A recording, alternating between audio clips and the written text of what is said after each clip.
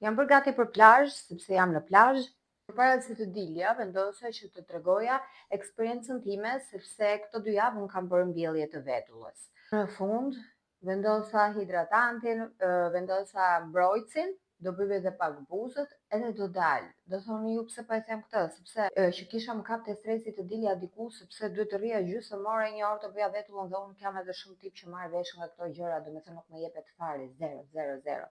Përpara një viti unë bëra një laminim të vetullave, edhe nga ai moment, edhe ato 200 vetulla që kisha më ran totalisht, domethënë ishte një tmerr, nuk e di, më dukej vetja shumë e madhe edhe në moshë, nuk e di nëse ju ndodh ju që keni probleme me vetullat kjo gjë.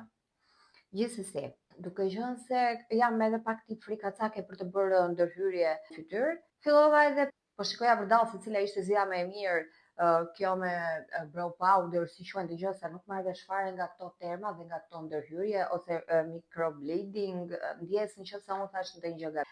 Kujtuaj që përpara disa kohësh një mikesha ime kishte bërë mbjellje të vetullës. E mora telefon dhe e pyeta, ajo sot duket vetulla e saj duket shumë natyrale, shumë natyrale, shumë bukur. E mora në telefon thjesht ta pyesja për procedurën, a ishte e vështirë apo sa zjati procesi e gjithë gjërat e tjera, ajo më dha eksperiencën e saj më të mirë, përshtypjet e saj më të mira, dhe vendosa që të telefonoja klinikën. Telefonova International Hair Clinic, sigurisht doktor Erion Çela është aty që ju pret. Lam takimin, ndam sigurisht vizionet tona, unë timin, patjetër, për dëshirën që unë kisha, por sigurisht që doktori më dha idenë e vet, duke më përshtatur edhe me fytyrën patjetër. Vendosëm që ta bënim ndërhyrjen, nuk ka asnjë lloj dhimbje, nuk ka asnjë lloj sikleti.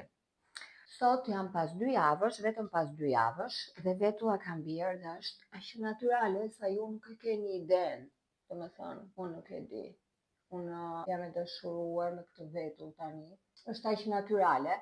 Edhe kam dëgjuar vërdall që thuhet që jo po vetulla do rritet si flok, jo po do bjeri, jo po siç rritet vetulla natyrale që ka nevojë për pastrim dhe rregullim, është e njëjta gjë.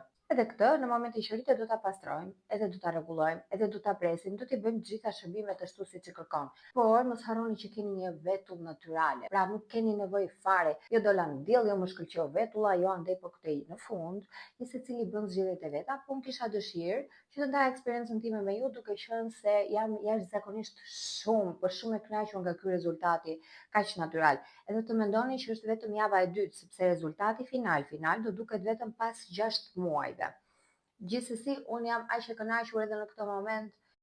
Po e shikoni vetë. Unë do ta lë edhe një foto se si e kisha vetullën time përpara, edhe juve të bëni diferencën vetë. Tani mund të dalë në det, të lyej vetëm pak buzët, edhe jam gati. Po përpara se të ikë, bëra video. Ta bëjmë deri në fund, lukun, se si do t'jetë, edhe të dalim. Tani nuk e di sa duket ky fustani, ky fustani shumë, kush dashurit, pak të mua më pëlqen shumë. Ky është luku.